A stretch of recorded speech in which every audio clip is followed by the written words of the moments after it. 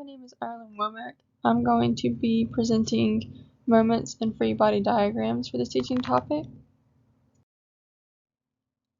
Some of the presentation objectives that I'm going to go over are going to be what are moments, what are free body diagrams, the types of support conditions, examples of free body diagrams, sign conventions for forces and moments, and common misconceptions about sign conventions.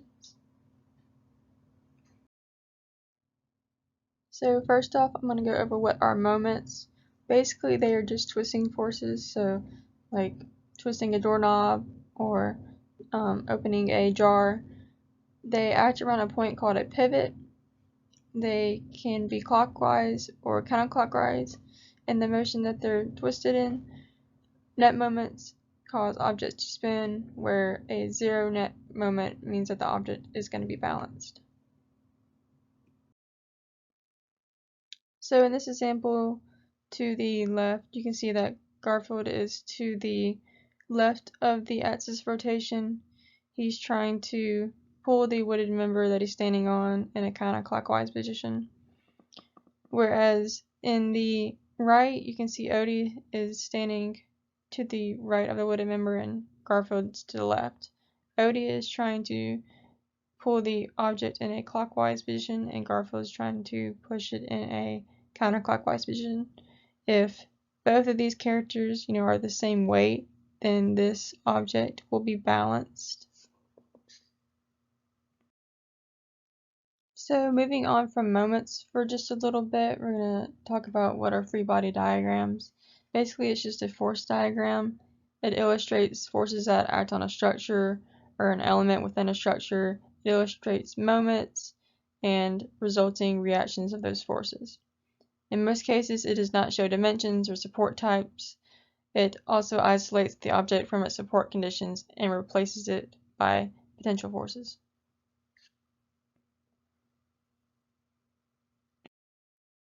So in this example from the textbook, you can see on the top that this is a real diagram that shows the support types. The diagram below it is a free body diagram. Basically, we got rid of all the support types, and now we're just showing the directions of the forces that are being applied. So you can see that to the left, there is a force being applied to the right and going upward. And to the right, there is a force being applied upward as well. So as seen in the last example, we saw a couple support types in that real diagram.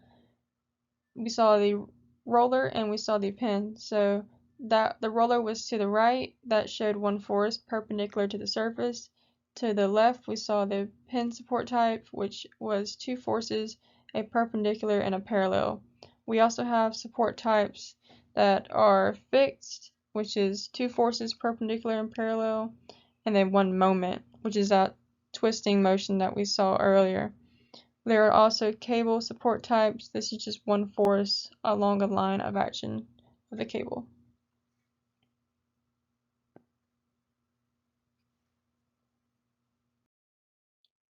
So on this first example of a free body diagram, to the right you see a person standing on a ladder against a wall.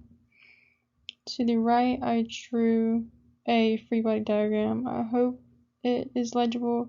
I kind of did it pretty quickly, but basically it's just showing that there are reaction forces from the wall and then there is a reaction force from the floor.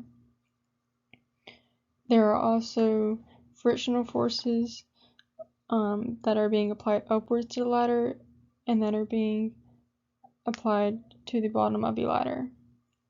But basically this is just a good example of what a free body diagram would look like. You're basically just taking away the structures and just kind of creating your own diagram basically without any dimensions or anything. You're just showing all the forces that are being applied to the structure.